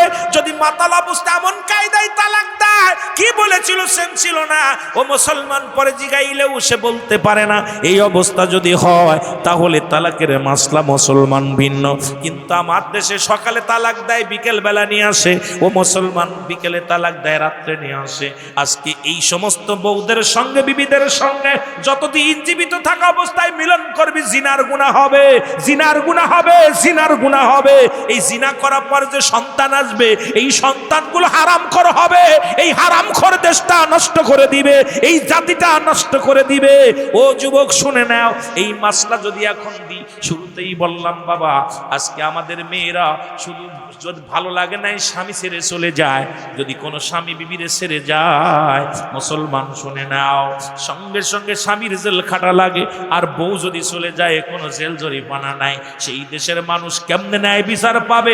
এই 92% মুসলমানের রাজ্যে ইসলামের আইন নাই, কোরআনের আইন নাই। এই জন্য আমাদের কপালে কষ্ট লেগে আছে, জোরে বলেন ঠিক কিনা? প্রতিবার বউকে আমার তালাক দিয়ে দে, স্বামীকে দিলাম তোরে তালাক। খোদার কসম, পরবর্তী সময় ওই বিবির সঙ্গে ওই ছেলে, ওই বিবির সন্তান, স্বামী যদি সহবাস করে, ওটা হবে হারাম জিনা, জিনাখোর। হাসি মুখেও আপনার মাসালা, বিয়ের মাসালার, আপনার তালাকের মাসালাটা খুব কঠিন। তালাকের মাসালাটা খুব কঠিন। এখানে কোনো সুযোগ দেয় নাই তওবার আল্লাহ। যেটা নিকৃষ্ট কাজ, বউ তালাক দেয়। কিন্তু আমার সমাজের মধ্যে পিরাই ফোনে, হুজুর আমি তো পিরাই সময় 2-4টে ফোন আসবে, হুজুর আর আগের মুখী বউরে তালাক দিছি, আমি কি তা করতাম হুজুর। আমি কই, তো বেড়া তুই কি করবি? তোর এখন জুতা দিয়ে পিটানোর দরকার। কই বউ ছাড়া তো আমি বাঁচতেছি না। বউ ছাড়া বাঁচবি, তাই বউ আনার একটা ব্যবস্থা করো। হুজুর বুড়োর লগে দিলে হইতো, আমি কই বুড়োর লগে দিস আর বুড়োর লগে দিস, ওইটার লগে বাসর করা লাগবো, এরপরে ও ছাড়বো, আবার 3 মাস 10 দিন ইজ্জত পার হইব, এরপরে তুই যদি মন চাও উনি তো ছেড়ে দেয় তাহলে পাবি না, ছাড়লে পাবি না। কয় হুজুর কি তা কন, এটা তো ভালো লাগলো না। কথা বুঝছেন? আরে কি যে অবস্থা, এমন কোন দিন নাই যে এই উত্তর দিতে দিতে জীবন শেষ। এত সহজ, ইসলামটাকে মামা বাড়ির মুয়া বানাই ফেলেছে। আর আমার দেশে ফতুয়া তো এখন মৌলবীরা না হলেও সিপারা পড়তে পারে না, ও ফতুয়া দিয়ে দিচ্ছে। আমার দেশে অধিকাংশ মৌলবীরা হাফেজ পাস করছে, কিছু পাতা লেখাপড়া করছে, এসএসসি পাস দাখিল পাস করছে, করে ইমামতি নিচে নিয়েই মেম্বারে বয়া ফতুয়া দেয়। আরে ফকি ছাড়া কোন মুফতি ছাড়া ফতুয়া দেওয়ার ইফতার কারণ নাই। কিন্তু আমার দেশের ফতুয়া দিয়ে অত্যালিয়েছে। ভ্যান চালকও ফতুয়া দেয়, রিক্সা চালকও ফতুয়া দেয়, মৌলবীদাও মুন্সি দেয়। কথা বুঝছেন? এই জন্য আমাদের সমাজ 12টা বেজে গেছে। আজকে সমাজ বাঁচার থেকে বাঁচবে কেমন করে? সবাই ফতুয়া, সবাই ওয়াজ জানে, এখন শুনতে রাজি নাই, সবাই বলতে রাজি। দেখবেন আপনি একটা তর্ক, মানে তর্ক করে ফার্স্ট হইব, এইটা কোন কিতাবে আছে আর কোনে আছে ও দেখার সময় নেই, ওই যে শুনছি। কথা বুঝছেন? এই জন্য অবস্থা খুব খারাপ। আমার ভাইরা, আমার বন্ধুরা, আমার পয়গম্বর সুলাইমান, ওই ওয়াজ কি শুনতেছস? যে তোরা আজকে যে চিঠি দিছিস সেই চিঠি করতে যায় আমার 12টা বাজাইতেছস। পয়গম্বর সুলাইমান কয়, চাচা যান, কথা নাই শুনলাম না, জীবনে তো তার চেহারা দেখি নাই। বলে বাবা দেখবে কেমনে, আমার মেয়েটা তো অন্ধ, ঘর থেকে বাইর হতে পারে না, এই জন্য সে বাইরে আসে না। কয় চাচা যান, তার তো কথা কোনোদিন শুনলাম না। কয় বুবা অন্ধ, খোড়া, পায়ে চলতে পারে না, এই কারণে বাইর হয় নাই। পয়গম্বর সুলাইমান কয়, চাচা যান, 2টা বছর কাটাইলাম বাড়িতে, অথচ এই বাড়ির আর একজন সদস্য আছে, তার নাম কি জানলাম না, তার চেহারা দেখলাম না। আর এখন প্রাইভেট পড়তে দিলে দেখা যায় 2 মাস পরে মেয়ে আর বা মুসলমান ওই জায়গিরি লজিনের সঙ্গে চলে যায়, প্রাইভেট মাস্টারের লগে চলে যায়, শিক্ষকের সঙ্গে চলে যায়। আজকে আমার সমাজ হুজুর আসলে হুজুর কি মেয়েরা দেখে, আমি গুনাহগার ও মাহফিলে গেলে এখন বেটা মানুষ খাদেনগিরি করতে না করে এখন মুসলমান মেহমানদারি করে মহিলারা আইসা, জোরে জোরে বলেন ঠিক কিনা? হিজলেরা সব হিজলে হয়ে গেছে, বেটা মানুষ হাতে ছুরি দিয়া ঘুরে বেড়া, বেটিদেরকে রাস্তায় নামায় দিছে সব। এই জন্য একটা এই গানটা গাইতেন কেনা জানেন? আপনার তুফানি সাহেব মিজানুর মন্ত্রী এসেছে, ব্যারাক মেরেছে ব্যারাক মুসলমানদের কলবেতে, মুসলমানের মেয়েরা যায় ব্যারাক সমিতি করতে, এডিয়ায় আর জাগোরা নিয়ে আসলো ঘরে ঘরে, বেইদের মা বোনদের এবার দিল মুসলমান ঘর ছেড়ে সারিয়ে। এসেছে ব্যারাক মেরেছে ব্যারাক মুসলমানের কলবেতে, মুসলমানের মেয়েরা যায় ব্যারাক সমিতি করতে, ইডিয়ায় আর জাগোরা নিয়ে আসলো ঘরে ঘরে। মুসলমান এবার মুসলমান এই ভালো উনি সঙ্গীতে গাইতে, মেলাদিন আগে শুনছি তো বুঝ লাগেছে, উনি ভালো মিলাই সুন্দর সুন্দর গাইতেন, অনেক সুন্দর মিলাই গাইতেন। দিয়েছি টাকা, কিনেছো গরু, যাও হাল বাইতে মাঠে, এসেছে অফিসার দিতে হবে টাকা নাই, চাকরি যাবে শেষে, আসিলে অফিসার মিষ্টি মিষ্টি মধুরী চাউনিতে, কিছুদিন পর হাইজা হয় 2 ছেলে মেয়ে রেখে, 3 ছেলে মেয়ে রেখে, দেখা যায় ছেলে মেয়ে 4-5টা আছে, অফিসারের হাত ধরে চলে যাচ্ছে। যেটা বলেন ঠিক কিনা? দেশটারে ল্যাংটা বানায় ফেলেছে, যেটা বলেন ঠিক কিনা? আমার বন্ধুগণ, আমার গভীর মনোযোগ,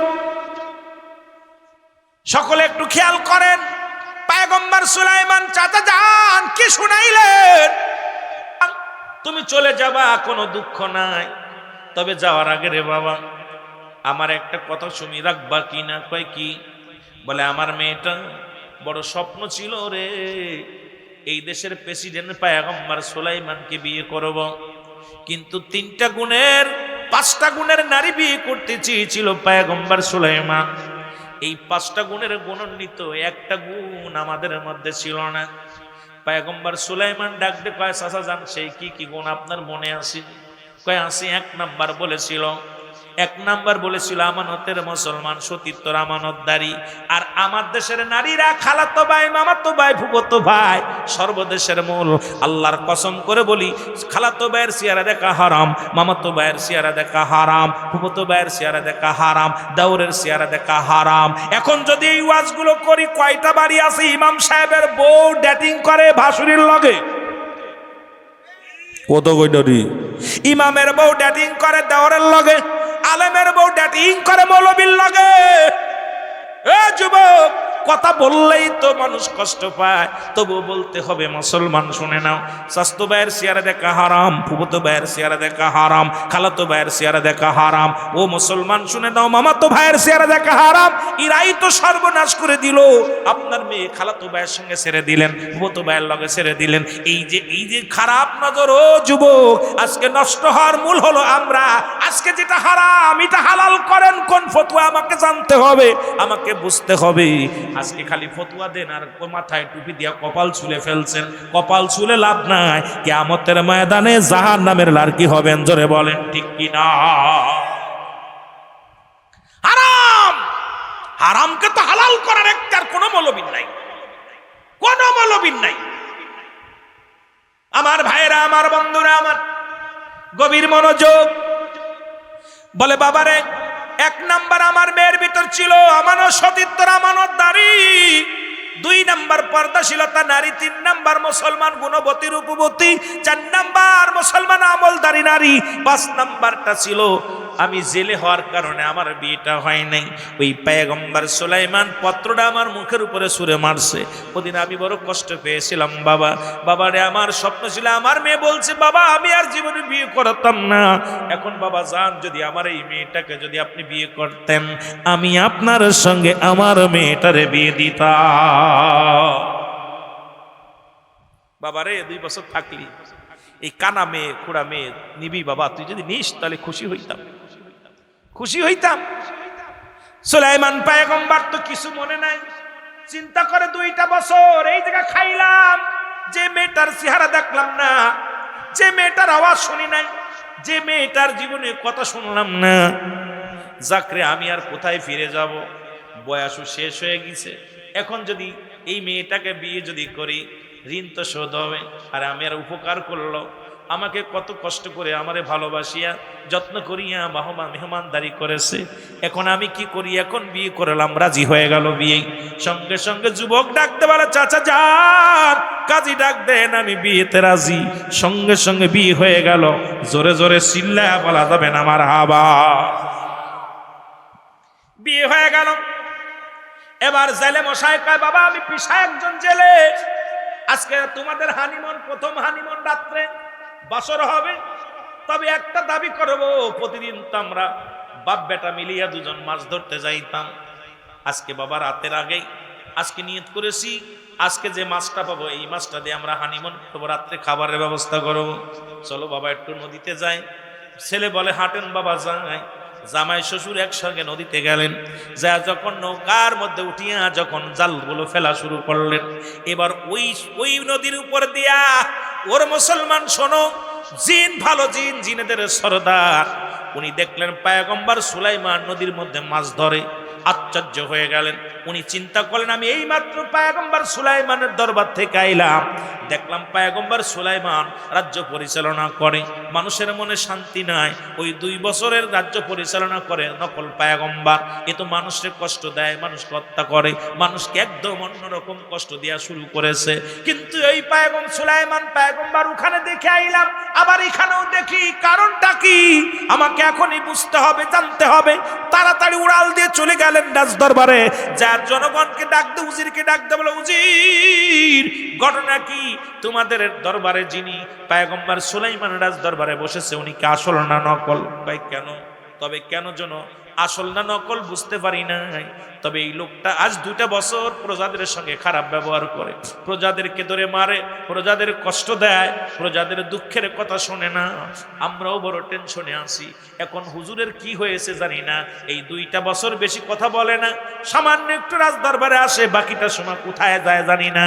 এই লোকটা তো কেন যেন উল্টা পাল্টা হয়ে গেল। সঙ্গে সঙ্গে বুঝতে বাকি নাই, একদলই চলে আসলেন পয়গম্বর, আসল পয়গম্বরের কাছে। এ মুসলমান, দেখ আসলটা নদীতে মাছ ধরে।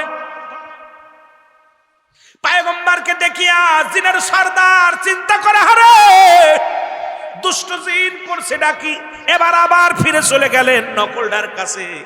নকলদার কাছে যাইয়া ডাক দে বলে, ও পয়গম্বর সুলাইমান, তুমি নকল সেজে বসে আছো, দাঁড়াও তুমি, আমি জিনের সর্দার এসে গেছি। জিনের সর্দারকে দেখে দুষ্ট জিন উড়াল দিয়ে রাজ দরবার ছেড়ে উড়াল দিয়ে দৌড় শুরু করলো, পিছে পিছে দৌড় শুরু করলো। আসল 2 জিনই দৌড়াদৌড়ি মারামারি, আসল জিন পিছে, জিনের সর্দার পিছনে, আর নকল জৈশ শয়তান জিনটা সামনে। এবার যখন নদীর ভিতরে আসছে, সঙ্গে সঙ্গে আসো মুসলমান পয়গম্বর সুলাইমানের আংটিখানা নকল জিন সঙ্গে সঙ্গে পানির মধ্যে ছেড়ে দিছে। যখন ছেড়ে দিছে, মুসলমান একটা মাছে আসিয়া, বড় একটা মাছ আসিয়া পয়গম্বর সুলাইমানের আংটিটা খেয়ে ফেলেছে। জোরে বলেন আল্লাহু আকবার। নকলটারে দাবড়াইতেছে, নকলটা ভয়ে আংটি ফেলে দিছে পানির মধ্যে, আর আংটিটা খাইছে মাছে। আর এদিকে আসল পয়গম্বর যখন নদীতে জাল দিছে, মাছ, ওই মাছটা আংটি, যে আংটি খাইছে ওই মাছটাই প্রথমে জালের মধ্যে আটকা পড়ছে। সুবহানাল্লাহ বলেন না। এবার যখন জালটা টান দিয়ে উঠাইছে, দেখে বিশাল বড় মাছ। জেলে বলে, বাবা তুমি বড় ভাগ্যবান, তুমি যেদিন আমার বাড়িতে আসছো সেদিন থেকে আমার উন্নতি হয়, সেদিন থেকে আমার অভাব চলে গেছে, আল্লাহ ধন সম্পদের মালিক বানায়া দিছে। আজকে দেখো বাবা, বিয়ের রাত্রে, আজকে হানিমুনের রাত, এই বছরে কিন্তু এত বড় মাছ পাই নাই বাবা, এটা বিক্রি হবে না, এই মাছটা কাটবো, এটা দিয়া আজকে রাত্রে আমরা খাবো। এইটা বলিয়া মাছটা নিয়ে রওনা হয়ে গেলেন। বাড়ি দেয়া বিবিরে ডা মুসলমান মেয়েকে ডাকতে বলে, মা, ও মা শোনো, আজকে আল্লাহ রাব্বুল আলামিন একটা বড় মাছ মিলায়া দিছে, এই মাছটা তুমি সুন্দর করে কাটবা, এরপরে এই মাছটারে সুন্দর করে ধুইবা, সুন্দর করে রান্না করবা, আজকে জামাই শ্বশুর মিলা সবাই মিলে মজা মেরে খাবো গো মা। মা মেয়েটা যখন মাছটা নিয়ে যখন বটির মধ্যে দিয়া কাটতে গেছে, ওই মাছটা যখন গলাটা কাটছে, সঙ্গে সঙ্গে একটা আংটি বাইর হয়ে গেছে। আংটিটা দেখে মেয়ে হাতের মধ্যে নিয়ে চিন্তা করে, হারে এত সুন্দর আংটি পেটে, মাছের পেটের মধ্যে, যাক আমার স্বামীকে আমি উপহার দিব রাত্রে, কারণ আমার স্বামী তো, আমি তো গরিব মানুষ, আমার স্বামীকে দেওয়ার মতো কিছু নাই। আজকে বাসর রাত্রে যখন আসবে, আমি আমার স্বামীর হাতে আংটিটা পরাইয়া দিলে আমার স্বামী অত্যন্ত খুশি হবে। জোরে জোরে চিল্লায় বল। আংটিখানা নিয়ে আমার বাবারা, আমার বন্ধুরা, আমার বাসর শুরু হয়ে গেল। বাসর রাত্রে যায় পয়গম্বর সুলাইমান, আসল সুলাইমান, এবার ঘরের ভিতরে যখন প্রবেশ করলেন, বিবি ডাকতে সালাম দিলেন, পায়ে হাতে সালাম দিলেন। সালাম দিয়ে বলে, স্বামী আপনার কাছে একটা কথা বলবো। আমি গরিবের মেয়ে, জীবনে বড় শখ ছিল রে পয়গম্বর সুলাইমানকে শাদী করব। আমার আব্বাজানের বড় শখ ছিল জামাই একজন আলেম মানুষ হবে, আমার জামাই আমার জন্য দোয়া করবে। আমার বড় স্বপ্ন ছিল একজন আলেমের বিবি হব, কিন্তু আমরা গরিব হওয়ার কারণে পয়গম্বর সুলাইমান আমাদের প্রস্তাব প্রত্যাখ্যান করেছে। এদিন আমি তওবা করেছিলাম আর নিয়ত করেছিলাম আর জীবনে বিয়ে শাদী করব না। তবে আপনাকে আমার বাবা যখন প্রস্তাব দিয়েছিল, তখন আমি রাজি হয়েছি। আপনি আমার পয়গম্বর সুলাইমান, আমার সুলাইমানের দরকার নাই, আপনাকে পেয়ে আমি অত্যন্ত খুশি হয়েছি রে স্বামী। আমার জীবনে একটা মানুষকে মন দিয়ে ফেলেছিলাম, সেটা হলো পয়গম্বর সুলাইমান। শুধু আল্লাহর ভয়ে আমি আল্লাহকে ভালোবেসে, আল্লাহর গোলাম হিসেবে, গোলামি হিসেবে একমাত্র পয়গম্বরকে ভালোবেসেছিলাম, যে পয়গম্বর সুলাইমান যদি আমার স্বামী হয়, আমাকে পর্দায় রাখবে, ইসলামের বিধান অনুযায়ী রাখবে, আমার জীবন যেমন ইসলামের বিধান অনুযায়ী চালাবে। এই কারণে পয়গম্বর সুলাইমানকে বিয়ে করার নিয়ত করেছিলাম। পয়গম্বর সুলাইমান ফিরাইয়া দিছে, আজকে আপনি আমার স্বামী, আপনাকে পেয়ে বড় আমি ধন্য হয়ে গেছি। বিবির মুখের দিকে তাকাইয়া পয়গম্বর সুলাইমান এক নজরে তাকায়া বলে, বিবি রে, ও বিবি রে, তোমার মনের আশা মনে হয় আল্লাহ পুরা করেছে, কারণ তুমি বড় ধন্য, তুমি বড় ভাগ্যবান মুসলমান। শুনে নাও। এবার বিবি নিজ থেকে কোমর থেকে আংটিখানা বাইর করে ডাকতে বলে, স্বামী আপনাকে দেওয়ার মতো আমার কিছু নাই, আপনাকে কি উপহার দিব? আমি গোলাম, আপনার বিবি হইয়া ক্ষুদ্র একটা আংটি আপনার হাতে দিলাম। যখনই পয়গম্বর সুলাইমানের হাতের মধ্যে আংটিখানা দিছে, পুরনো স্মৃতিগুলো পয়গম্বর সুলাইমানের মনে হয়ে গেছে। জোরে জোরে চিল্লায় বলো মারা। পয়গম্বর সুলাইমান ডাক দিয়ে কয়, আমি এখানে কেন? আমি এখানে কেন? আস্তে আস্তে পুরো ইতিহাস বিবি এইবারে ডাকতে বলেন, আপনার এই অবস্থা, এই অবস্থা। তখন সঙ্গে সঙ্গে পয়গম্বর সুলাইমান নত সুরে ডাকতে বলে, বিবি তুমি একজন আমার আল্লাহর খাস গোলাম, আমার আল্লাহ তোমাকে এত ভালোবাসে, গোলামের ফরিয়াদ আল্লাহ কোনোদিন ফিরাইতে পারে না। আমি আমার অহংকারের পতন ঘটেছিল, অহংকার করে তোমাকে প্রত্যাহার করেছিলাম। রব্বে কারিম আজকে তোমার ঘরেই সাহায্য করাইছে আমারে, তোমার ঘরে দিয়া তোমার সঙ্গে সাথে মোবারক আমার হয়েছে রে বিবি। বিবি রে, তোমার মতো বিবি পাইয়া আমি বড় ধন্য হয়েছি, তোমার মতো বিবি পাইয়া আমি আনন্দিত হয়েছি রে বিবি। তুমি আসল নকল কোনো পয়গম্বরকে বিয়ে করো নাই, নকল সুলাইমানকে বিয়ে করো নাই। আমি পয়গম্বর সুলাইমান, আমি আসল পয়গম্বর সুলাইমান, আমি রাজ্যের প্রধান। ও বিবি, আজ দুইটা বছর আমার কিছুই মনে ছিল না, কে কোথায় আছে, কে রাজা, কে প্রজা, কিচ্ছু জানতাম না। যখন আমার এই মুজিদের আংটি যখন আমার হাতে এসে পড়েছে, আমার সব মনে পড়ে গিয়েছে। জোরে জোরে চিল্লায় বলা যাবে না সুবহানাল্লাহ? আর একটু জোরে। আমি আমার মাদের বলি, মা শুনে নাও, তোমরা একজন ভ্যান চালককে বিয়ে করো, তবু কোনো ঘুষখোর, গাঁজাখোর, মদখোর কেন নয়। একজন রিক্সা চালককে বিয়ে করো, সুখী হবা, দিনমজুরি, হারামখোর নয়। ওই সুদখোর, ঘুষখোর জামাই না। বাবা মার কাছে দাবি করবা, একটা মাত্র দাবি করবা, মা আমাকে আপনি বিয়ে দেবেন। বিয়ের আগে একটা মাত্র দাবি, আমার বাড়ির দরকার নাই, গাড়ির দরকার নাই, দুনিয়ার সম্পদের দরকার নাই, এমন একটা স্বামী আমাকে দিবা, সেজন্য আমাকে পর্দায় রাখে, 5 ওয়াক্ত সালাত আদায় করে, আমাকে যেন হালাল খাদ্য খাওয়ায়, আমাকে যেন পর্দার বিধান অনুযায়ী আমাকে চলায়। এমন একটা স্বামী যদি বাজান রে আমার মা বোনেরা পায়, দুনিয়ার মধ্যে শান্তি আর শান্তি। বাবাদেরকেও বলে যায়, বাবারে তোমাদের অনুরোধ করে যায়, বাজান রে আমার সুন্দরী মেয়ের দরকার নাই, বাড়িওয়ালা গাড়িওয়ালার মেয়ের দরকার নাই, এমন একটা মেয়ে বিয়ে করো যে মেয়েটা কোরআন পড়তে পারে, 5 ওয়াক্ত সালাত আদায় করে, পর্দার বিধান মানে। জীবনে এমন একটা বিবি যদি তোমার ঘরে আসে, তোমার ঘরটা সুন্দর মুসলমান আলোকিত হবে, আলোয় আলোকিত হবে। তোমার বাবার মনে কোনোদিন কষ্ট পাবে না, মার মনে কোনোদিন কষ্ট পাবে না। তোমাকে মাথায় রাখবে তোমার বিবি, জীবনে কোনোদিন তোমাকে খুঁটা দিবে না, জীবনে কোনোদিন তোমাকে গালি দিবে না। এই জন্য এই 5টা গুণের নারী যদি বিয়ে করতে পারো, 5টা গুণের নারী ইসলাম বলেছে মুসলমান। 1 নাম্বার হলো সতীত্বর আমানতদারি।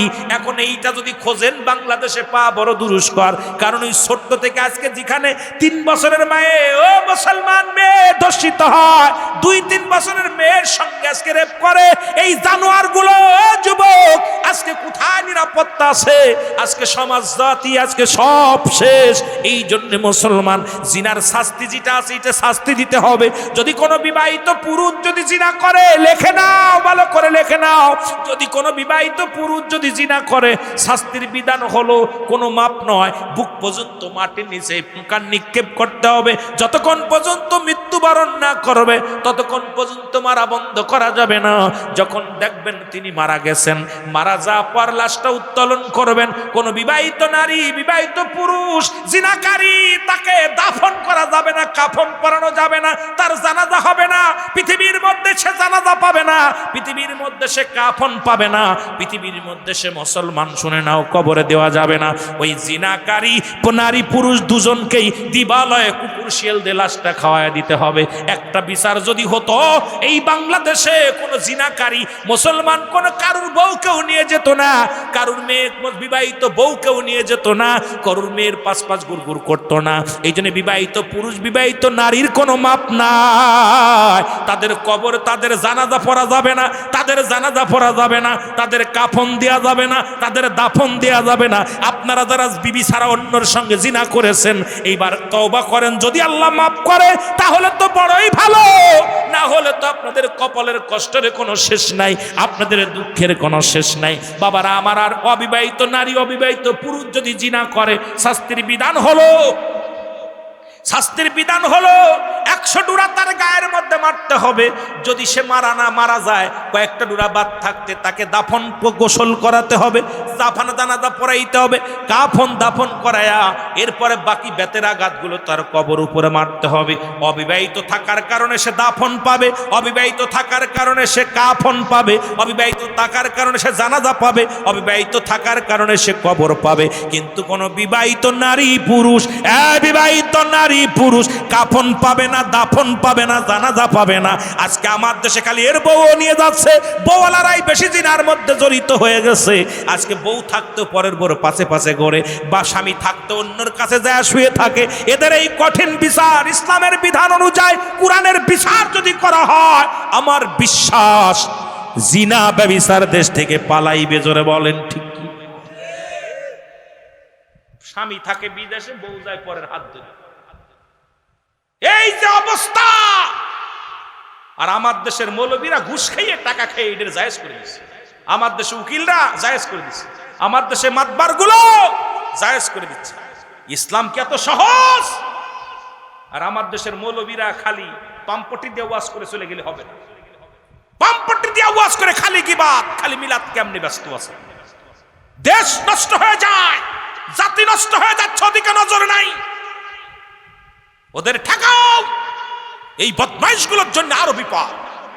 এই জন্য নজরুল ইসলাম, কাজী নজরুল ইসলাম বলেছে, বিশ্ব যখন এগিয়ে চলেছে আমরা তখন পিছে, বউ তালাকের ফতুয়া খুঁজছে হুজুর সমাজ খুশি। কারণ এখন খালি ওরা কোনটা তালাক দেওয়া যাবে 500 কামানো যাবে, কোনটারে বিয়ে দেওয়া যাবে 500 কামানো যাবে, এই ধান্দা বাদ দিয়া ইসলামের বিধান ভালো লাগলে মুসলমানের মধ্যে থাকো, না লাগলে অন্য ধর্ম প্রচার করো। দরকার নাই তোমার মতো মৌলবী, দরকার নাই। সারা পৃথিবীর মানুষ যদি আল্লাহকে না ডাকে আল্লাহর কোনো লস আছে? কথা কয় না? সারা পৃথিবীর মানুষ যদি নামাজ না পড়ে আল্লাহর লস আছে? লস আছে? তা আপনি ইসলামের মধ্যে ঢুইকা মন গড়া চলবেন, সিদ্দিকের মাহফিলে চলবেন। এই আলু তেল মাইরা ওয়াজ করা শিখি নাই, কিটা দাওয়াত দিল আর কিটা দিল না এটা শিখি নাই। আমার কথা হলো, যতদিন বেঁচে আছি সিংহের মতো বাঁচতে চায়। মুনাফিক বেঈমানদের সঙ্গে যেন হাত না মিলায়, কাফের বেঈমান মুরতাদের সঙ্গে যেন হাত না মিলায়। এই সমস্ত ধোঁকাবাজ ক্ষমতা লোভী ইবলিসের সঙ্গে যেন হাত না মিলায়। যতদিন বেঁচে আছি চেয়ারের জন্য যেন হাত না মিলায়। হাত মিলাবো আমার রব্বে কারিমকে পাওয়ার জন্য, হাত মিলাইবো রাসূলের প্রেমের জন্য, হাত মিলাইবো ওলি আল্লাহদের সান্নিধ্য লাভের জন্য, হাত মিলাইবো বাবা মার খেদমতের জন্য। জোরে বলেন ঠিক কিনা? আরো জোরে বলেন ঠিক কিনা? সুতরাং আমি আপনাদের অনুরোধ করে যাব, রাত 12টা বাজছে না? হাই হাই আল্লাহ আল্লাহ,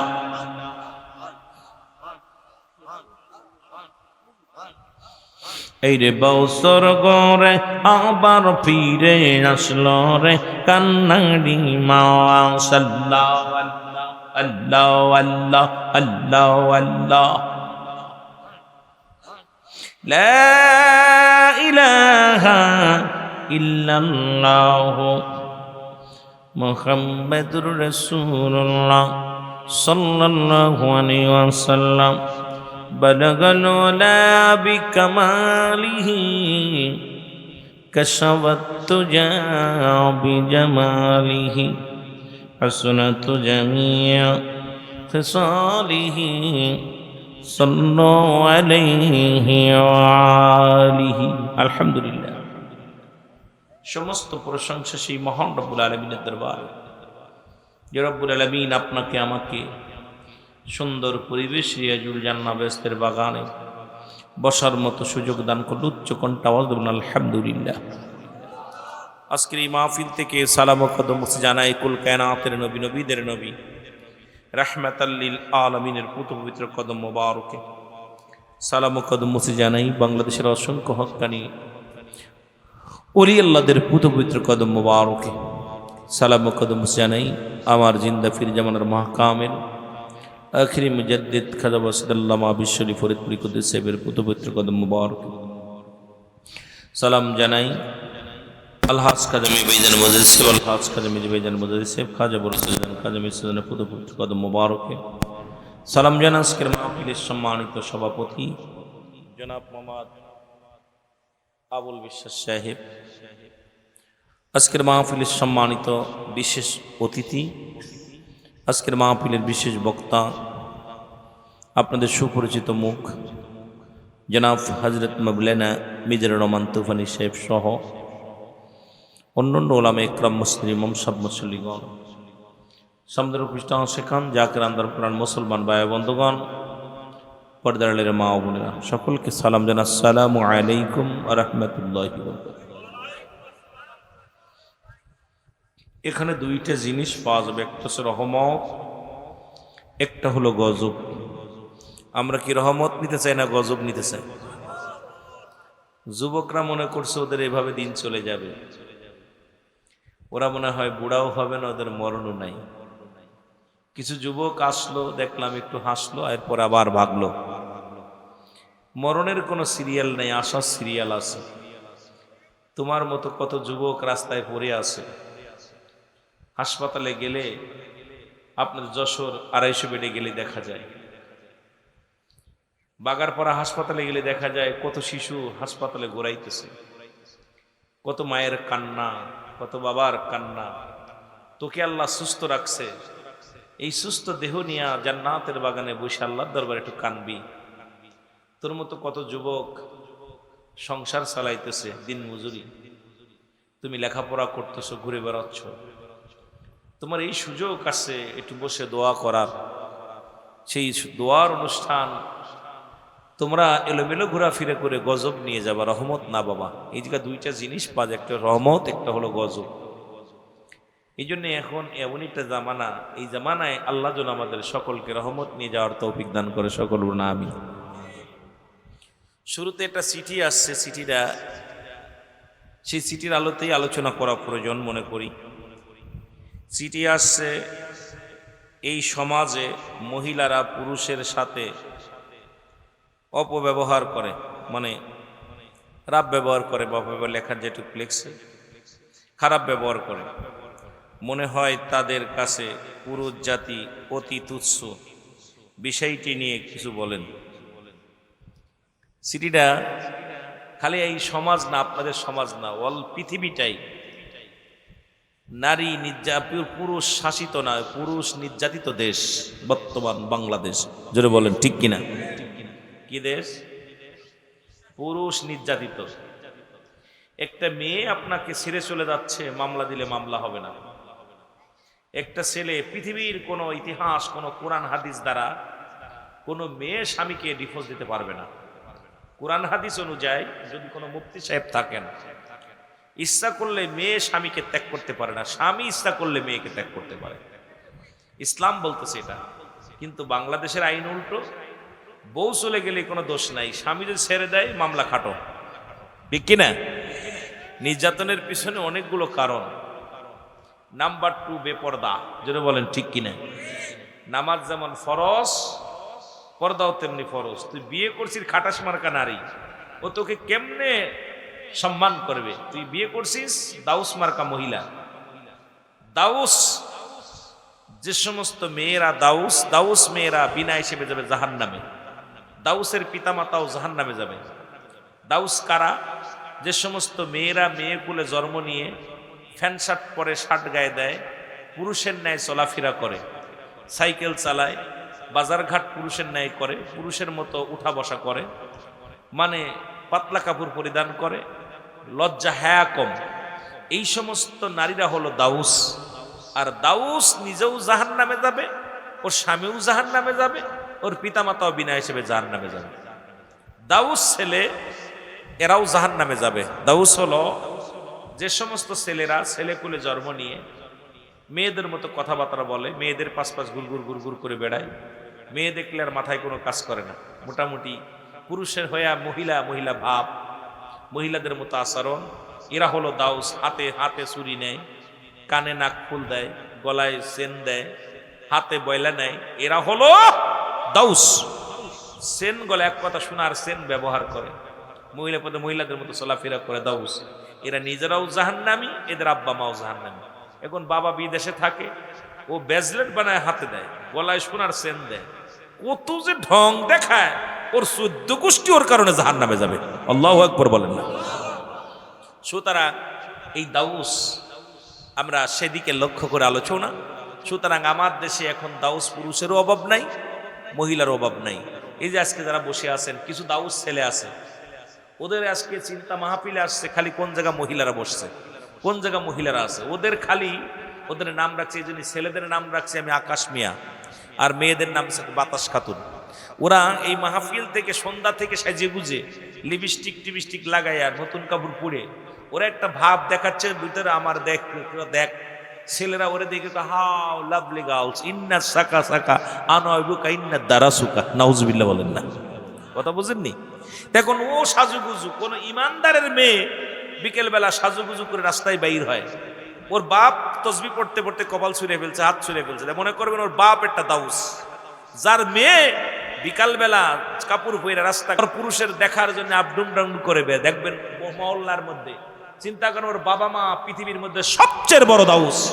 কারণ কোন ইমানদারের মেয়ে বিকেল বেলা ডেটিং করতে পারে না, কোন ইমানদারের ছেলে বিকেল বেলা হলে ওই মেয়েদের পাশ গুড়গুড় করতে পারে না। আজকে সমাজ জাতি নষ্ট, এর জন্য দায়ী গার্জিয়ান, যেটা বলেন ঠিক কিনা? বিকেল বেলা হলি দেখবেন, আমিও বাগারপাড়া লেখাপড়া করতাম এক সময়, আবুল্লাহ লেখাপড়া করছি এক সময়, দেখতাম বিকেল হইলে মোটামুটি স্কুলতে আইয়া ওরা 3-4 বান্ধবী একসাথে হইয়া আহা রাস্তা দিয়ে পাতলা কাপড় পরিধান করে কাপড় পরে ঘুরে বেড়াচ্ছে। বিকেল বেলা মা সাহায্য কর, ওর মা যদি দাউস না হতো, বাবা যদি দাউস না হতো, স্কুল থেকে গেছে যা পর, ওই মেয়ে কি করবে, মায়ের সহযোগিতা করবে, মায়ের রসুন ছুলে দেবে, মা তরকারি রান্না করে দিবে, মায়ের পানি আগায় দিবে, মায়ের ছোট ভাই বোন থাকলে তাদেরকে লালন পালন করবে, কিন্তু তা করবে না। মাও চিন্তা করে ঘুরুক একটু, আমার মেয়েটা অন্য পুরুষে যদি দেখে, ভালো পুরুষের নজরে যদি পড়ে, তাহলে বালা জায়গায় বিয়ে হইব, কথা বুঝলি? আর ওই পুরুষেরও লেখাপড়া শেষ, ওই স্কুল কলেজ শেষ করে আসেই 7-8টা পড়ে বাপ মাঠে কাজ করে, জন দেয় পরের বাড়ি, আহারে কত কষ্ট করে। আর ও আইয়া শীতে উল্টো দিকে দিয়া ও চলতেছে মানে গুড়গুড় কইরা, মাইয়া মানুষ দেখলেও মাথা পাগল হয়ে যায়। কিয়ামতের ময়দানে এই সমস্ত পুরুষের লজ্জাস্থান দিয়ে আগুনের ফুলকি বাইর হবে। এই যুবকরা শোন, বদমাইশ গুলো যারা বদমাইশি করে বেড়াস, যে সমস্ত যুবকরা মেয়ে দেখলে মাথায় কাজ করে না, মেয়েদের পাশ গুড়গুড় করে, অন্যের মেয়ে পিছে লাগে, কিয়ামতের ময়দান ওদের লজ্জাস্থান দিয়ে আগুনের ফুলকি বাইর হবে, আগুনের ফুলকি। আর যে সমস্ত নারীরা পুরুষের প্রতি লালসিত, পুরুষের প্রতি আকৃষ্ট, পুরুষের প্রতি পুরুষকে অভিনয় করে, পুরুষকে নিয়ে ভালোবাসার অভিনয় করে, এই সমস্ত মহিলাদের লজ্জাস্থান দিয়ে আগুনের ফুলকি ঢুকানো হবে, তাদের লোভ লালসা নিবারণ করা হবে আগুনের ফুলকি দিয়া। সুতরাং এই জগতে কঠিন, এই জগৎটা থাকা পরও যদি 70 বছর 80 বছর ইবাদত বন্দেগি করার সুযোগ দিছে, যদি না কইরা বদমাইশি করিস, আবাদান চিরস্থায়ী জাহান্নাম, এই জাহান্নাম থেকে বাঁচা সম্ভব হবে। জোরে বলেন ঠিক কিনা? কষ্ট পাচ্ছেন? কষ্ট পাচ্ছেন? আমি রুহুল আমিন সিদ্দিকী আনছেন, কষ্ট পেতেই হবে, কারণ আমি উচিত কথা বলতে কাউকে ছাড় দিই না। আমার কথা সিদ্দিকী নাম, রুহুল আমিন সিদ্দিকী। আমার জবান এভাবেই চলবে, চলছে অতীতে, এখনো চলবে, আগামী বেঁচে থাকলে এভাবেই চলবে। কে আমার ওয়াজ শুনলো আর কে না শুনলো কিচ্ছু যায় আসে না, কারণ আমি নিজেও নদীর এপারে আসতে পারি না, মন চায় না। হয়তো বছরে 2-4 এক বছরে হয়তো 2-4টা প্রোগ্রাম করতে পারি কি পারি না, আসতে পারি না, সিরিয়াল দিতে পারি না, ডায়েরি মিলাইতেও পারি না।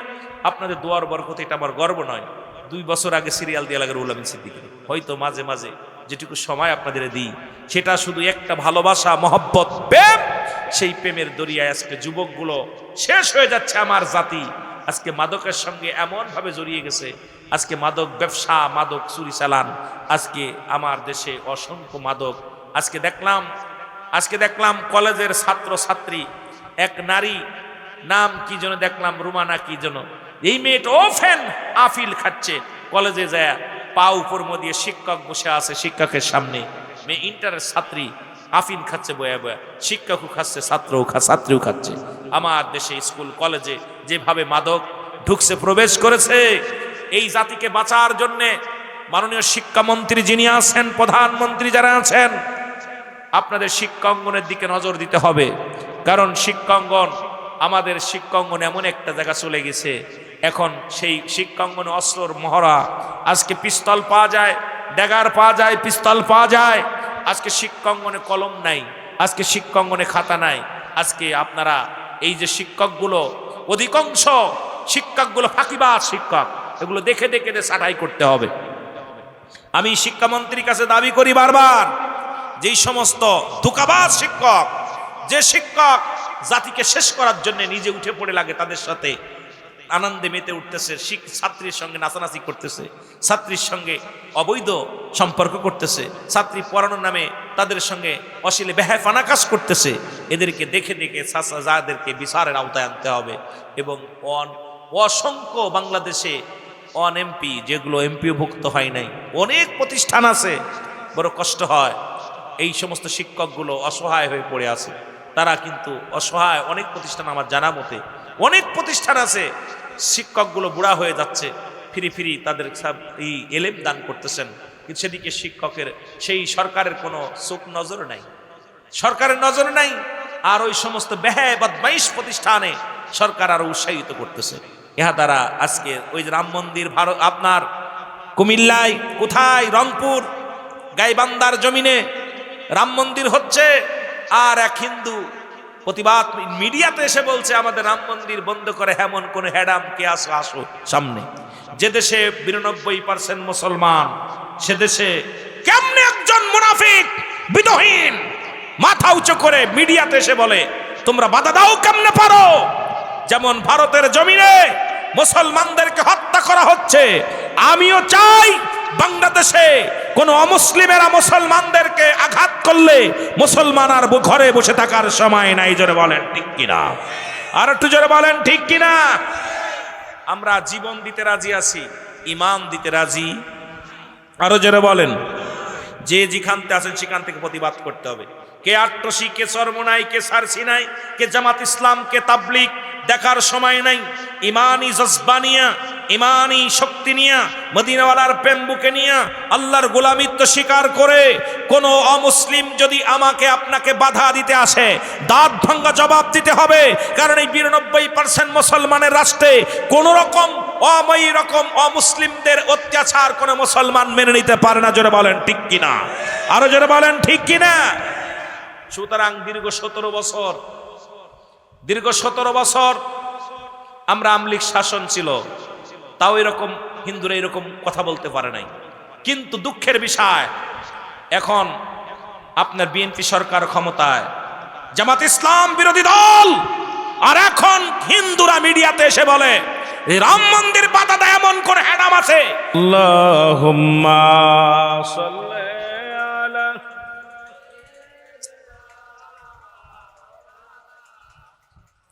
ওয়ালা আলি সাইয়্যিদিনা।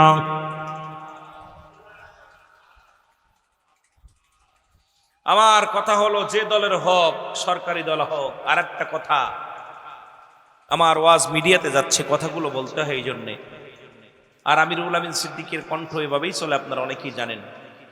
কারণ আমি মরণকে কখনো ভয় পাই না, কারণ মরতে আমাকে হবেই। আর মালাকুল মউত যখন আসবে, একটা সেকেন্ড আগেও না পরেও না। হায়াত, রিজিক, দৌলত সবকিছুর মালিক কে?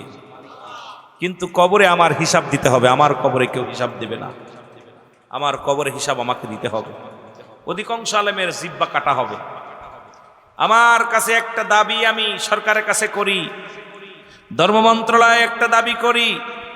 দাবিটা হলো, সে যে দলের হোক, কোনো বলৎকার, জিনাকারী বাবা মার প্রতি অবিচার, এই মাদক সেবন, এই 4 শ্রেণী দুর্নীতিবাজ, 5টা শ্রেণী মানুষকে কঠোর অস্ত্রের দমন যদি না করতে পারেন, দয়া করে আপনারা ক্ষমতা ছেড়ে দেন। যদি দমন না করতে পারেন, তাহলে আপনাদের ওই মসনাদে বসে রাজনীতি করে লাভ নাই, কারণ কিয়ামতের ময়দানে জবাব দিতে পারবেন না। জোরে বলেন ঠিক কিনা? কয়টা দাবি? 5টা দাবি। নাম্বার ওয়ান কি? বলৎকারী বা জিনাকারী। বলৎকার সে মৌলবী হোক, মুন্সি হোক, সরকারি দল হোক আর বিরোধী দল হোক, জিনার শাস্তি মৃত্যুদণ্ড। এটার কোনো বিচার ও ফ্যান। ওই রামিসাকে জিনা করলো, আমাদের মাগুরা আসিয়াকে জিনা করলো, বাচ্চা মেয়েরা এদের হাত থেকে বাঁচতে পারছে না। এদের এই ফাঁসির রায় পর্যন্ত রাখলে চলবে না, এদেরকে সশরীরে কঙ্কাল নিক্ষেপ করে দুনিয়ার মধ্যে দিবালয়ে মানুষের সামনে মারা লাগবে। জোরে বলেন ঠিক কিনা? এদের ফাঁসি দিতে হবে, আর না পারলে ছেড়ে দেন, আমরা জনগণ বিচার করবো। জোরে বলেন ঠিক কিনা? 2 নাম্বার, মা বাবার প্রতি যারা অবিচার করে। বুড়া বয়স অনেক সন্তানের হাতে লাঞ্ছিত অনেক বাবা মার প্রতি অবিচার করা হয়। আমি অনুরোধ করব সরকার বাহাদুরের কাছে, যে সমস্ত সন্তান বাবা মায়ের সঙ্গে অন্যায় করবে, বাবা মার বিরোধিতা করবে, বাবা মার প্রতি কষ্ট দিবে, তাদেরকে কঠোর অস্ত্রে দমন করতে হবে, কঠোর বিচার তাদের করা লাগবে। জোরে বলেন ঠিক কিনা? আরো জোরে বলেন ঠিক কিনা? 3 নাম্বার, যারা মাদক সেবন করে, যারা বিক্রি করে বা যারা খায়, এটা আমার দাবি, সে যত এমপির ছেলে হোক, মন্ত্রীর ছেলে হোক, আলেমের ছেলে হোক, সরকারি দল হোক আর বিরোধী দল হোক, এই মাদকের সঙ্গে যারা জড়িত, এদেরকে বিচারের আওতায় আনতে হবে। জোরে বলেন ঠিক কিনা? আর একটু জোরে বলেন ঠিক কিনা? সুতরাং মাদক ঘরে ঘরে ঢুকে গেছে। আজকে যে ঘরে মাদক ঢুকছে, স্বামী স্ত্রী মহব্বত নাই, শেষ।